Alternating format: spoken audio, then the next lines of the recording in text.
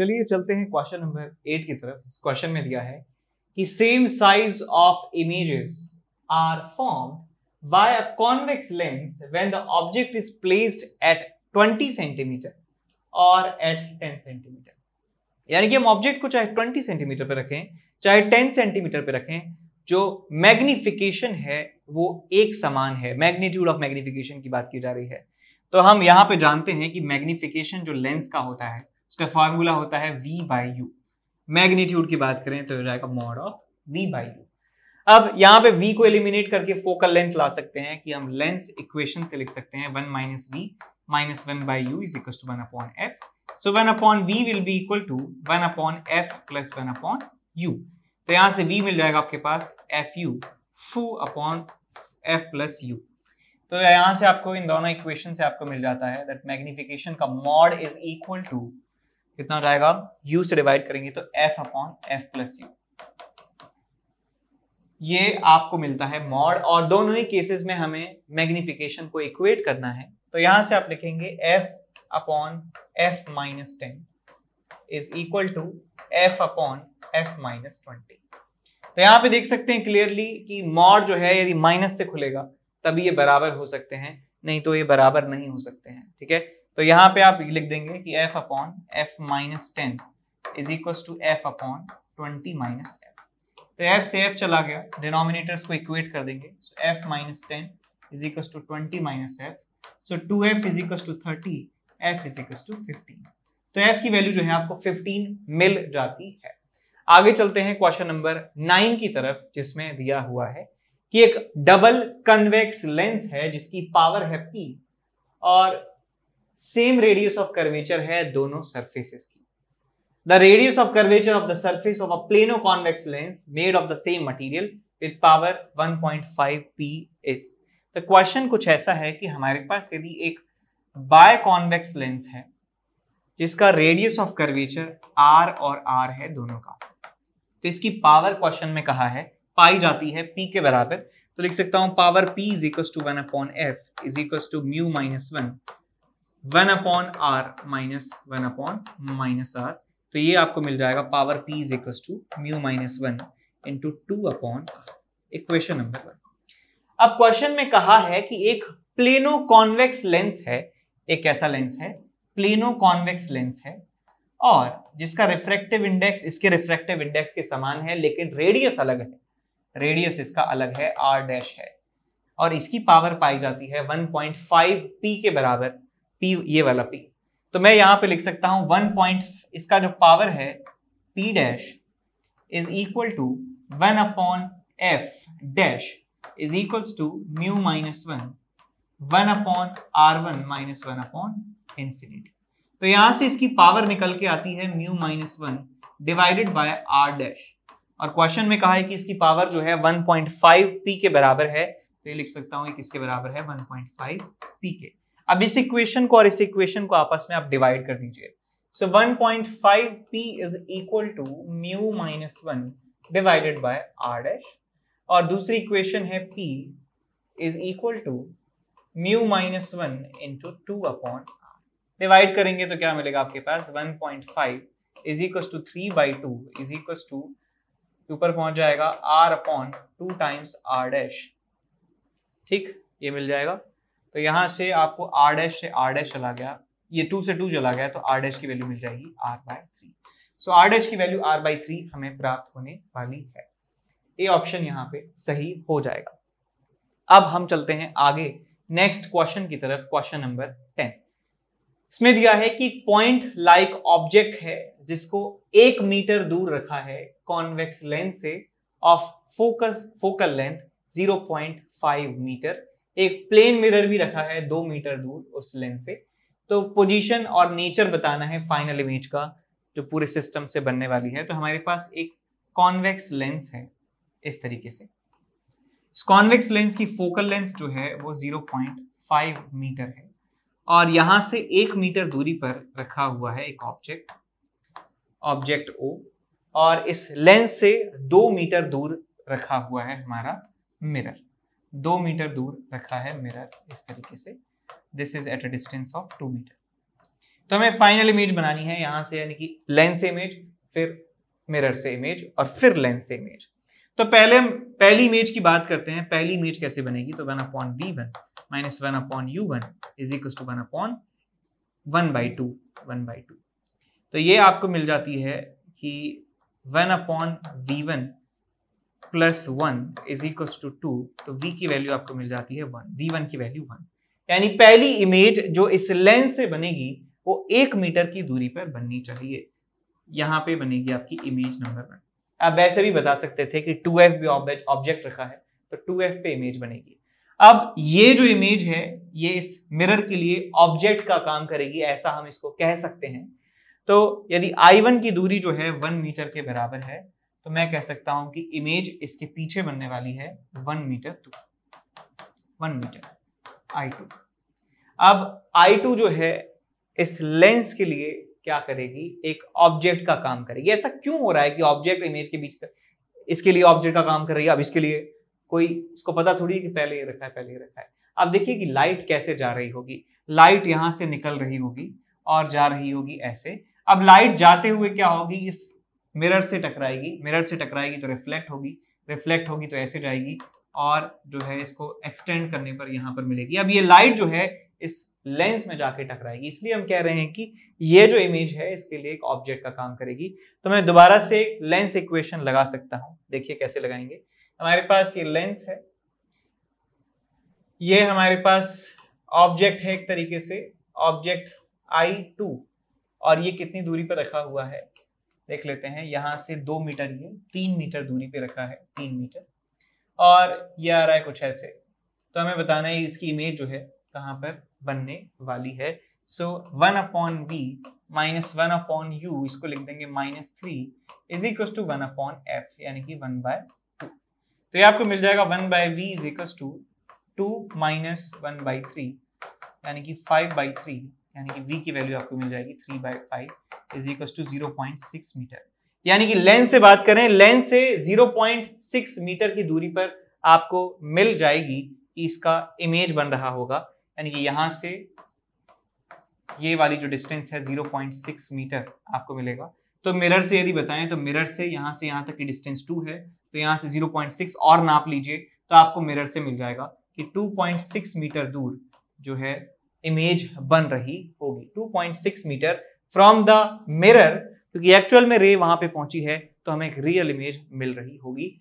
So real image होगी और 2.6 metre होगी मिरर से। तो ए ऑप्शन जो है आप सही यहां पे टिक कर देंगे।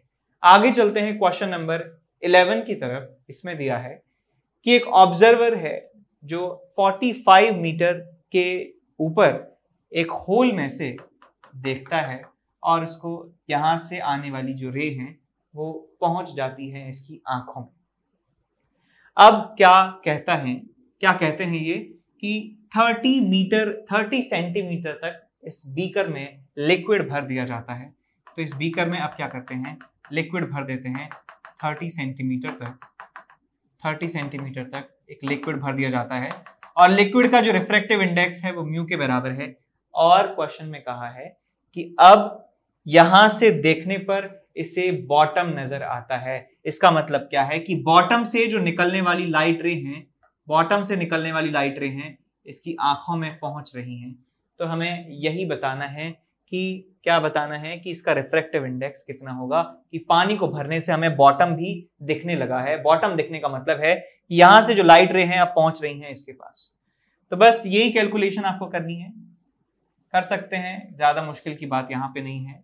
तो यहां पे मैं दोबारा बना देता हूं इस डायग्राम को। तो ये बॉटम है, बॉटम से निकल रही है एक लाइट ऐसे।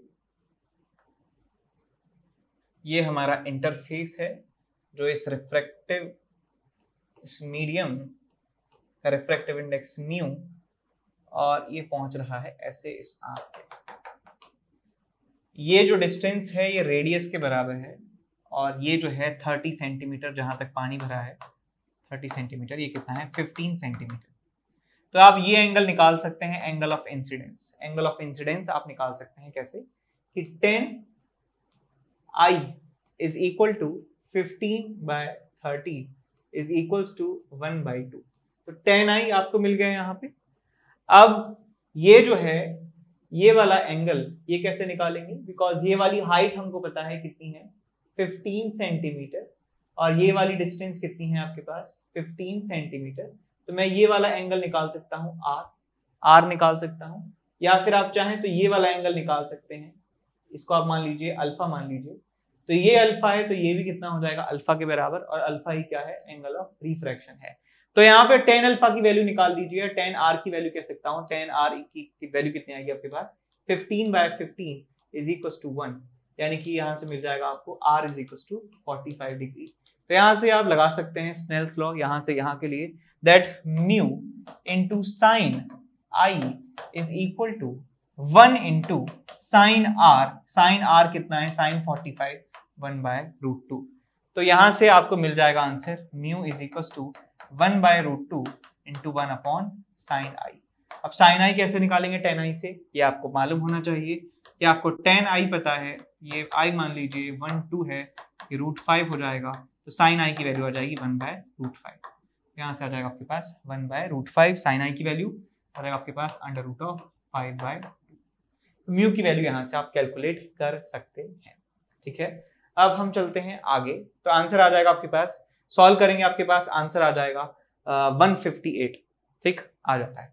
आगे चलते हैं क्वेश्चन नंबर 12 की तरफ। इसमें दिया है कि एक लाइट रे है एंटर करती है एक सॉलिड ग्लास स्फीयर के अंदर और जिसका रिफ्रैक्टिव इंडेक्स दिया है √3 के बराबर और एंगल ऑफ इंसिडेंस 60 डिग्री है। This ray is both reflected and refracted at the farther surface of the sphere. The angle between the reflected and refracted rays at the surface is equal to. तो हमें दिया है एक गोला है,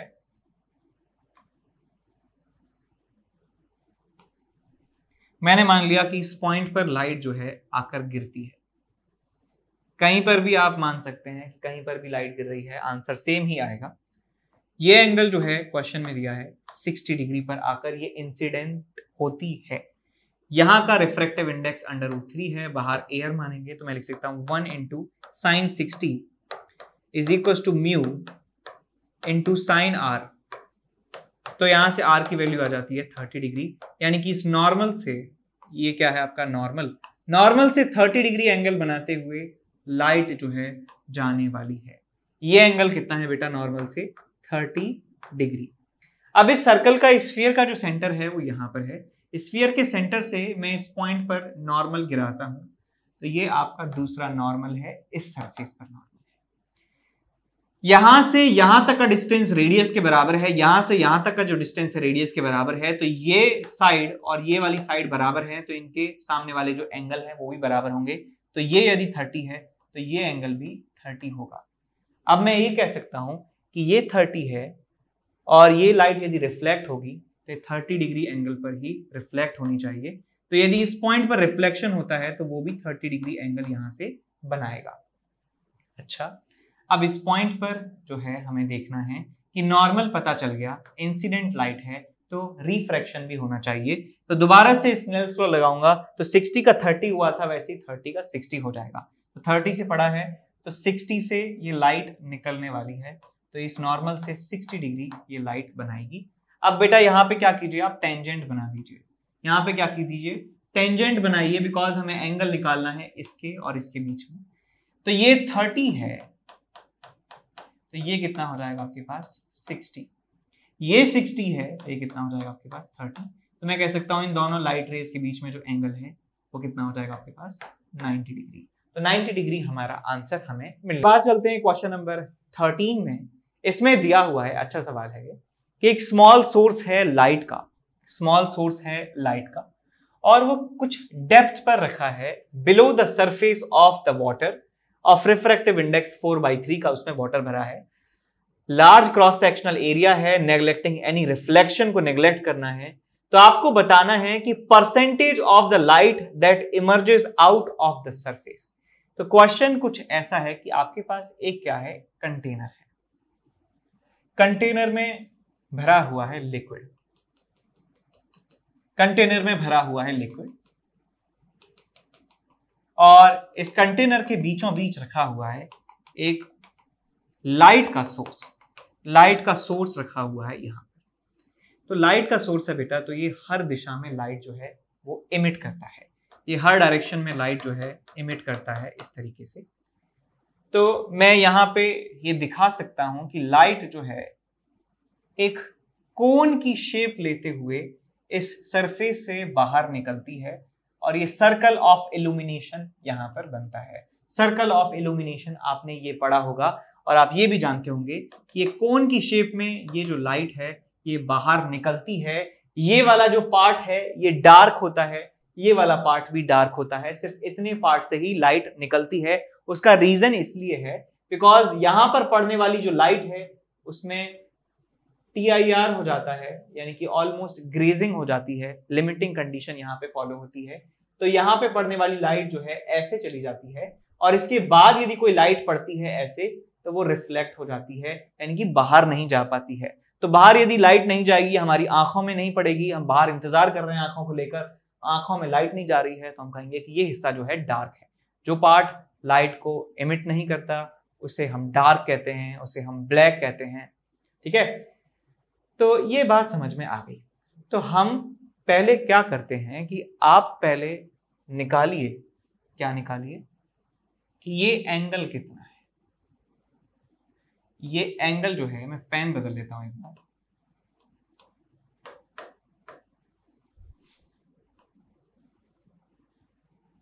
ये normal है, ये एंगल क्रिटिकल एंगल होगा, तभी वो 90 डिग्री बनाते हुए जाएगी। ये क्रिटिकल एंगल है तो मैं कह सकता हूं ये भी क्रिटिकल एंगल होगा, ये क्रिटिकल एंगल होगा। ठीक सर, क्रिटिकल एंगल की वैल्यू भी निकाल सकते हैं। क्रिटिकल एंगल की वैल्यू कितनी आ जाएगी, sine C is equal to 1/μ which is equal to 3/4।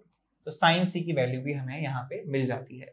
अब ये देखिए बेटा, ये कोन का यदि हमें हाफ एंगल पता है, कोन का हाफ एंगल हमें पता है कितना है, इज इक्वल टू C, तो क्या हम इस कोन का सॉलिड एंगल निकाल सकते हैं? बिल्कुल निकाल सकते हैं। सॉलिड एंगल का जो फॉर्मूला है आपको ये याद होना चाहिए, at omega is equal to 2 pi into 1 minus cos theta. यदि हाफ एंगल थीटा है तो जो ये ओम आपका सॉलिड एंगल है ये आपको मिलने वाला है 2 पाई 1 माइनस कॉस थीटा। अब यहाँ पे हम कॉस थीटा की वैल्यू निकाल लेते हैं, साइन यहाँ साइन कॉस C की वैल्यू निकाल देते हैं। तो साइन C 3/4 है तो हो जाएगा 1 माइनस 9/16, तो 9/16 का अंडर रूट, तो हमें मिल जाएगा 16 माइनस 9 डिवाइडेड बाय 16। तो अंडर रूट ऑफ 7/4 आपको यहाँ पे cos C मिलने वाला है। तो यहाँ से मैं निकाल सकता हूँ कि सॉलिड एंगल जो बन रहा होगा, इस कोन की वजह से जो सॉलिड एंगल बन रहा है वो कितना बन रहा है, 2 पाई 1 माइनस अंडर रूट ऑफ 7/4, ये सॉलिड एंगल बन रहा होगा। ठीक है, तो अब हम क्या करते हैं कि हम जानते हैं कि एक ये जो आपके पास लाइट का सोर्स है ये हर दिशा में लाइट को इमिट करता है, हर दिशा में लाइट को इमिट करता है। तो ये जो टोटल सॉलिड एंगल जिसमें लाइट इमिट करता है वो 4 पाई के बराबर है। तो यहाँ पे हम लिखते हैं कि ये जो सोर्स है, अपनी पूरी जो लाइट है बेटा वो 4 पाई सॉलिड एंगल में जो है डिस्ट्रीब्यूट करता है। तो हमारे इतने से सॉलिड एंगल में, ओमेगा सॉलिड एंगल में कितनी परसेंट लाइट जाएगी ये भी हम कैलकुलेट कर सकते हैं। तो हम यहाँ लिख सकते हैं कि 100%, या लिख सकते हैं कि 4 पाई जब सॉलिड एंगल होता है तो लाइट हमें मिलती है 100%। तो यदि एक सॉलिड एंगल होगा, यूनिट सॉलिड एंगल में कितनी लाइट जाएगी, 100/4 पाई%, और इतने एंगल में कितनी जाएगी, ओमेगा में कितनी जाएगी, 100/4 पाई इंटू ओम। इतनी परसेंट लाइट जो है हमें दिखने वाली है, इतनी परसेंट लाइट निकलेगी इस कोन के थ्रू। तो ये वैल्यू कैलकुलेट कर लीजिए, कितना आ जाएगा आपके पास, 100/4 पाई 1, और यहाँ पे आएगा 2 पाई 1 माइनस अंडर रूट ऑफ 7/4। तो ये पाई से पाई गया, 2 से गया 2 टाइम्स, ये आ जाएगा आपके पास 50 into 1 minus under root of 7/4। अब अंडर रूट 7 की जो वैल्यू की बात करें तो ये 25 25 625 या 9, तो 2.7 के आसपास मान लेते हैं इसकी वैल्यू को। सो 1 माइनस 2.7 डिवाइडेड बाय 4, और यहाँ पे आपके पास 50, तो ये 4 से इसको डिवाइड कीजिए तो आएगा कितना, लगभग 24 और आपके पास 3 0.67 के आसपास आएगा। तो ये कितना आ गया आपके पास 0.67, 1 में से माइनस करेंगे और बाद में 50 भी है, 50 तो आ जाएगा आपके पास 0.33। सो 50 इंटू 0.33 इसको आप कर लीजिए मल्टीप्लाई, तो कितना आएगा आपके पास 3.3 इंटू 5, तो आपके पास 15 16.5, तो लगभग 16.5 17% जो है वो हमें लाइट बाहर निकली दिखाई देगी। तो टोटल जो है 4 पाई सॉलिड एंगल से 100% लाइट जाती है। ये आपको समझ में आया, क्योंकि ये जो ऑब्जेक्ट है ये हर डायरेक्शन में जो है लाइट फेंकता है, तो एक स्फेरिकल फॉर्म में जो है लाइट डिस्ट्रीब्यूट हो रही होगी और स्फीयर का जो सॉलिड एंगल होता है सेंटर पे वो 4 पाई के बराबर होता है। ये पूरा जो सरफेस एरिया है ये सेंटर पर 4 पाई सॉलिड एंगल जो है वो करता है, सबटेंड करता है। तो मैं बता सकता हूँ कौन कितना एरिया सबटेंड करेगी, वो हमने निकाल लिया था। कितना एंगल सबटेंड करेगी, कहाँ गया, इतना एंगल सबटेंड करेगी। अब इस एंगल के लिए हमने परसेंटेज निकाल लिया, कितना परसेंटेज ऑफ लाइट जो है वो बाहर निकलने वाला है। अब हम चलते हैं अगले क्वेश्चन की तरफ। इसमें दिया है ray of light AO in vacuum is incident on a glass slab. Glass slab में इसको मारते हैं लाइट को, 60 डिग्री एंगल बनाती है नॉर्मल से, रिफ्लेक्टेड लाइट 30 डिग्री एंगल बनाती है। तो ऑप्टिकल पाथ लेंथ आपको बताना है कितना होगा, ऑप्टिकल पाथ लेंथ आपको बताना है कितना होगा फ्रॉम A टू B।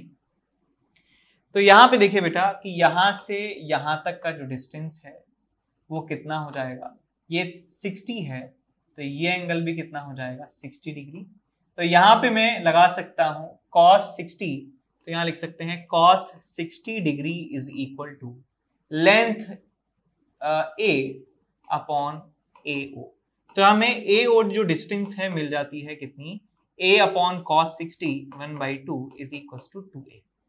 अब हम कैलकुलेट करते हैं OB डिस्टेंस को। OB डिस्टेंस को कैलकुलेट करने के लिए क्या चाहिए, हमें ये पता है B, हमें पता चल गया, बेस पता चल गया, हमें हाइपोटेनस निकालना है। तो यहाँ पे मैं cos 30 लिख सकता हूँ।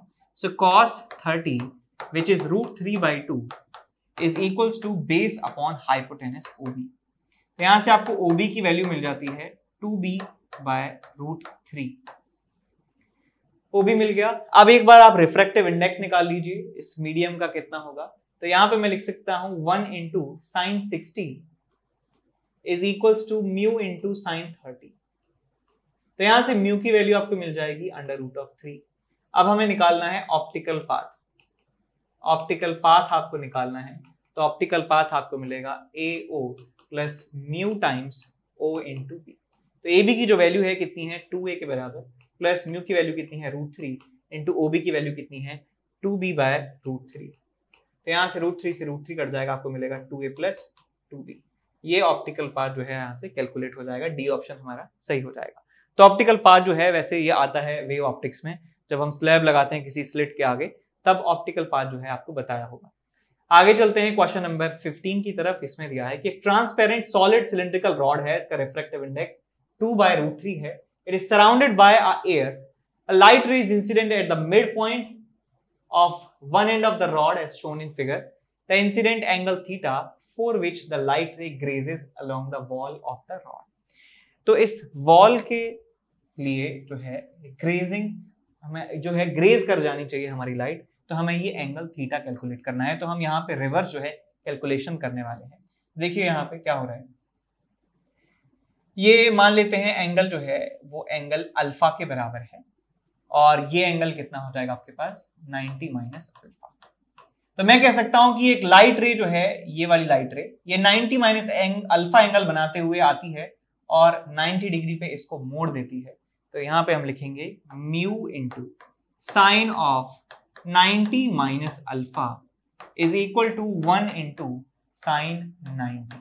तो मैंने इस पॉइंट पर रिफ्रैक्शन के लिए स्नेल्स लॉ लिख दिया है। तो यहां से आप लिख सकते हैं mu is equals to 1 upon cos alpha. Mu की वैल्यू 1 अपॉन कॉस अल्फा हमें मिल जाती है। इसके बाद मैं यहां के लिए लगा सकता हूं स्नेल्स लॉ लगा सकता हूं, दैट यहां पे एयर में से जा रही है, that is 1 into sine theta is equals to mu into sine alpha, mu into sine alpha.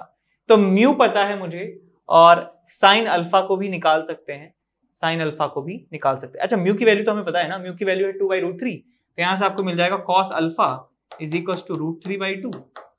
cos alpha √3/2 मिल गया आपको। तो cos अल्फा √3/2 मिल गया, तो यहां से आप क्या कर सकते हैं, अल्फा की वैल्यू निकाल सकते हैं। अल्फा की वैल्यू कितनी आ जाएगी, 30 डिग्री। अल्फा की वैल्यू 30 डिग्री आ जाएगी। तो यहां से आप निकाल लीजिए कि साइन थीटा कितना आ जाएगा, sine theta is equals to mu which is 2/√3 into sine 30 which is 1/2 is equals to 1/√3।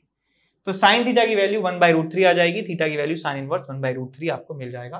तो कौन सा ऑप्शन सही है इसमें, सी ऑप्शन बिल्कुल सही है। ठीक, आसान था सवाल। फाइबर ऑप्टिक्स का क्वेश्चन है, ऑप्टिकल फाइबर। ठीक, आप चलते हैं आगे नेक्स्ट क्वेश्चन नंबर 16 की तरफ। इसमें दिया है एक प्लेनो कॉन्वेक्स लेंस है हमारे पास जिसका रिफ्रैक्टिव इंडेक्स μ1 है और इसका फोकल लेंथ f1 के बराबर है। तो प्लेनो कॉन्वेक्स लेंस कुछ इस तरीके से लेंस है हमारे पास। इस लेंस में जो कर्व जो ग्लास है उसका इस्तेमाल हुआ है, उसका रेडियस मान लेता हूं r1 के बराबर है, इसका रिफ्रैक्टिव इंडेक्स μ1 के बराबर है, टोटल फोकल लेंथ आती है f1 के बराबर। तो यहां से हम समझ गए कि 1/f1 की जो वैल्यू है होने वाली है μ1 - 1 1/r1 - 1/infinity is kept in contact with another plano concave lens of refractive index μ2 and focal length f2। तो यहां पे इसको कांटेक्ट में रखा जाता है एक प्लेनो कॉनकेव लेंस से। प्लेनो कॉनकेव लेंस ये नहीं होगा, प्लेनो कॉनकेव का मतलब है कुछ इस तरह से सिचुएशन है। ये आपके पास एक लेंस है, प्लेनो कॉनकेव लेंस है, इसका जो फोकल लेंथ है f2 है और इसका रिफ्रैक्टिव इंडेक्स μ2 है और रेडियस ऑफ कर्वेचर जो है इज r, ईच सबका जो रिफ्रैक्टिव इंडेक्स है r है, तो इसका r1 लिया है तो इसका भी r1 होगा और f1 की वैल्यू 2f2 के बराबर दी हुई है। अच्छा, तो आपको μ1 और μ2 में रिलेशन निकालना है। तो भाई यहाँ पे आप पहले इसका फोकल लेंथ निकाल लीजिए, कितना होगा f2 1/f2 is equal to μ2 - 1 1/r1 - 1/infinite। तो यहाँ से आपको मिलता है 1/f2 इज इक्वल टू μ2 - 1 और यहाँ पे आपको मिलेगा -1/r1। क्वेश्चन के मुताबिक f1 की वैल्यू 2f2 के बराबर है, तो यहां से f1 की और f2 की वैल्यू को आपस में बराबर रख देंगे इस रिलेशन के थ्रू। यहां से हम लिखेंगे कि f1 की वैल्यू जो है 2f2 के बराबर है, f1 की वैल्यू है इतनी। f1 की वैल्यू यहां से लिख लीजिए, कितनी आ जाएगी आपके पास r1/μ - 1 r1/μ1 - 1 is equal to 2 times f2। f2 की वैल्यू यहां से लिखेंगे r1 upon minus of μ2 - 1, r1 upon minus of μ2 - 1। अब यहां पे आप देखिए बेटा ध्यान से कि ये जो फोकल लेंथ है पॉजिटिव है, ये फोकल लेंथ है नेगेटिव है। क्या पॉजिटिव नेगेटिव के बराबर हो सकता है? नहीं। इसका मतलब क्वेश्चन में ये जो रिलेशन दिया है ये मैग्नीट्यूड्स के बीच का रिलेशन है। इसका मतलब यहाँ पे जो है आप दोनों तरफ मॉड लगा देंगे या फिर इस माइनस को हटा सकते हैं। ठीक है, इस माइनस को हटा सकते हैं तो हमारा काम चल जाएगा। हमें दो पॉजिटिव क्वांटिटीज को ही इक्वेट करना है, वही हम कर सकते हैं। एक पॉजिटिव को नेगेटिव के बराबर नहीं कर सकते हैं, तो यहाँ पे मैंने मैग्नीट्यूड्स आपस में बराबर कर दिए हैं। तो r1 से r1 चला गया, आपको मिलता है 2μ1 - 2 इज इक्वल्स टू μ2 - 1। तो यहां से आपको मिल जाएगा 2μ1 - μ2 इज इक्वल टू 1। तो ये रिलेशन हमें फाइनली मिलने वाला है, 2μ1 - μ2 is equal to 1। B option जो है आपका सही हो जाएगा।